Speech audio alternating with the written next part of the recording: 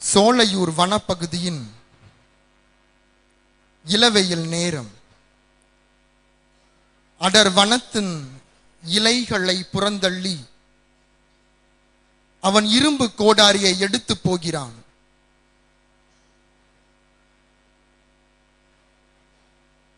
அழுக்கு லுங்கி அவன் ஞானத்தின் வங்கி. மிதமான தாடி, சுத்த மனதில் கோடி, முரட்டு சாயல், மொத்தமாய் அவன் ராயல். வேலையில் கெட்டி, நேசன் என்னும் விறகு வெட்டி. யெகோவாவை இறுக பிடித்த இளரத்தம். காய்ந்த மரங்களை கவனித்துக் கொள்வான். தேராத மரங்கள் மீது போர் தொடுப்பான். தேரும் மரங்களில் பழம் பறிப்பான். நேசன் கோடாரி நியாயம் நிறைந்தது. அவன் பாடியபடி பழம் தின்று வீட்டிற்கு நடந்தான். புதர்களின் பின்னால் புதை சேற்றிலிருந்து ஒரு கூக்குரல். நேசன் குரல் வந்த திசையில் ஓடினான். சேற்றில் சிக்கிய கால்களுடன்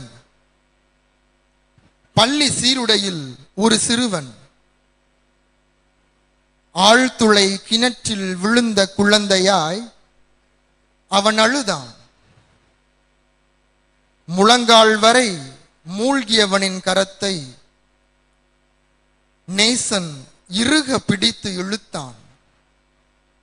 அப்பிய சேருடன் அவன் மேலே வந்தான். யார் தம்பி நீ? எங்க இருக்க? ரத்னா இங்கதான். கத்தால கரடு கேட்ட, அழுத கண்கள், நடுங்கும் குரல், அடிமனதின் பயம் அப்பட்டமாய் தெரிந்தது. மார்க்கு கம்மி, அப்பா திட்டுவாரு, அதான் ஓடி வந்துட்டேன். நேசன் சிறு பிள்ளை குணம் பார்த்து சிரித்தான். பயந்து ஓடிட்டா மார்க் வருமா? துணிஞ்சி படிச்சா தோல்வி வருமா? மார்க்கு மட்டுமே உலகம் இல்லை, அப்பா அன்புக்கு மார்க்கே இல்லை. தவம் புரிந்தவன் போல் தத்துவம் பேசினான் நேசன். சரி வா, ஆத்துல சேத்த கழுவலாம். நீங்க யாரு? இங்க என்ன பண்றீங்க? நான் நேசன், கீழே கரையில ஊடு. சொந்தம் பந்தம் எல்லாம் இந்த காடு. விறகு வெட்டுறது வயிற்றுக்காக, இயேசுவை விதைக்கிறது வாழ்க்கைக்காக. நானும் சர்ச்சுக்கு போவேன் என்றான் ரத்னா.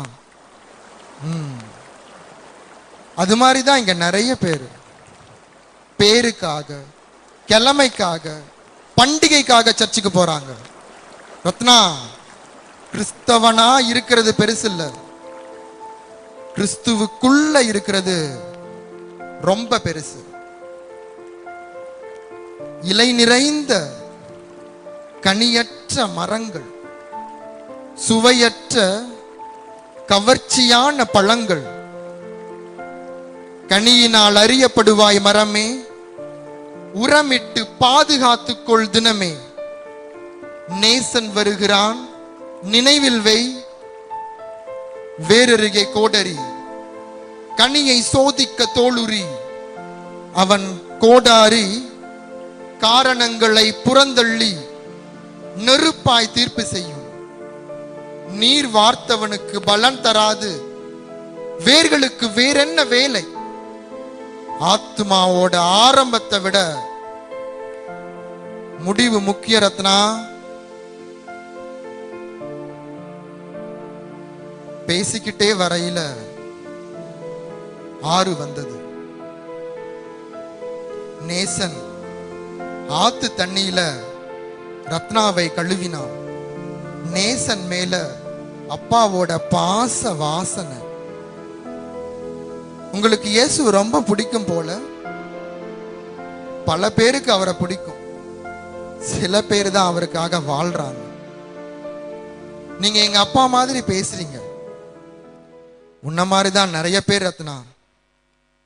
ஏன் பாவம் செய்யறன்னு இயேசு கேட்டா அவரை விட்டு போறாங்க.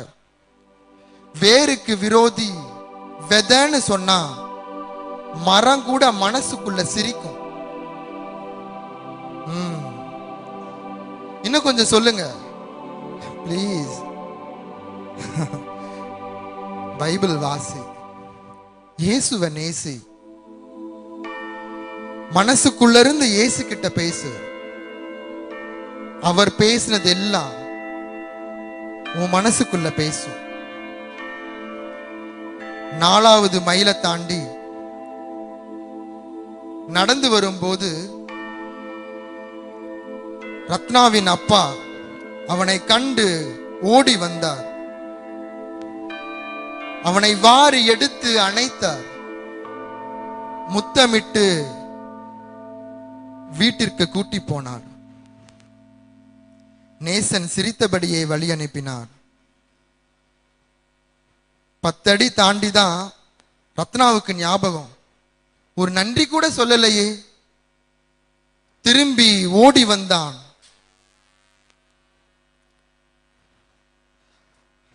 அவன் திகைத்து போனான். வெள்ளை உடையில் ஒரு உருவம் நடந்து போனது. அவன் அதை நெருங்கும் போது ஒரு குரல் கேட்டது, ரத்னா, உன்னை புதை சேற்றிலிருந்து எடுத்தேன், சேற்றை கழுவினேன், சிரசை பாதுகாத்தேன், சிங்காசனமும் வைத்துள்ளேன். ஆனால் உனக்கு ஒரு நன்றி சொல்லக்கூட நேரம் இல்லையே. உன் வாழ்க்கையில் நான் எங்கே இருக்கிறேன்? உன் வேர்களின் பிடிமானம் எங்கிருக்கிறது? வேரருகே கோடரி, கனியை சோதிக்க தோளுரி, கோடாரி வருகிறது. நன்றி.